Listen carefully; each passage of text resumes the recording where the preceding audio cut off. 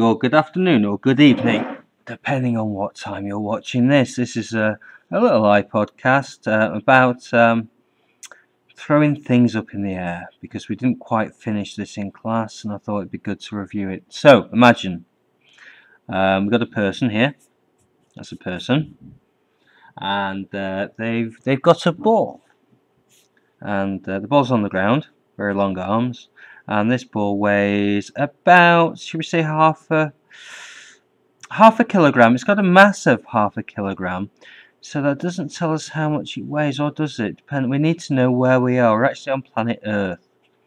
Now on planet Earth, because planet Earth is quite big, it exerts quite a large gravitational pull on other objects around it, particularly if they're close by. And on the surface of the Earth, the pull of the Earth has a symbol, we call it G, the strength of gravity, and here it is G equals 10 newtons per kilogram. That is the strength of the Earth's gravitational field on the surface of the Earth. And so for a mass of 1 kilogram, there is a weight of 10 newtons. But this ball is not 1 kilogram, this ball is half a kilo. So it has a weight of 5 newtons.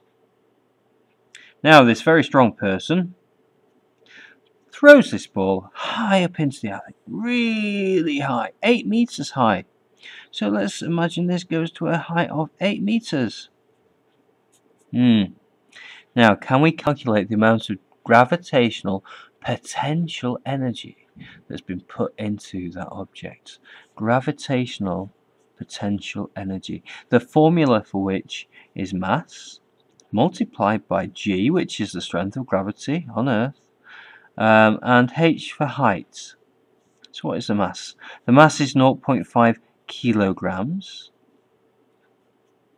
multiplied by G here on Earth is 10 newtons per kilogram, and the height is 8 meters. We like meters. There must be kilograms and meters for it to work, and we can calculate that is 40 joules of energy, 40 joules of gravitational potential energy. Now imagine what's going to happen to this ball now. It's reached its maximum height of 8 meters, and now it's going to fall back down to the surface of the Earth in a straight line. The wind might be blowing slightly, but let's imagine, where is it going to be moving the fastest? It's going to be moving the fastest at the point just before it hits the ground again.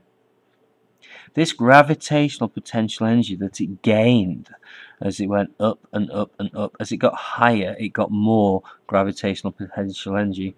Eventually it stopped here. It stopped. That means it's got no kinetic energy. But then as it falls, the gravitational potential energy gets converted into kinetic energy until at the point where the height is 0 again, all of the gravitational potential energy that was put in it is converted back into kinetic energy. So at this point, it has the most amount of kinetic energy. It is moving the fastest. So the gravitational potential energy gets converted into kinetic energy, and we have another formula to calculate kinetic energy. It's a half multiplied by the mass of the object multiplied by the velocity of the object squared. At this particular point here, all of the gravitational potential energy becomes kinetic energy. Therefore, we can say that at that particular point, that object has got 40 joules of kinetic energy. At that point, that will be equal to half times the mass times by the velocity squared. The mass is 0.5 kilograms. Now, if we calculate these two, 40 equals 0.25 v squared. We have to rearrange the equation a little bit, divide both sides by 0.25 to get v squared equals 160. Therefore, the velocity of the ball when it reaches the surface again is the square root of 160 meters per second. because the height was in meters. We'll look at other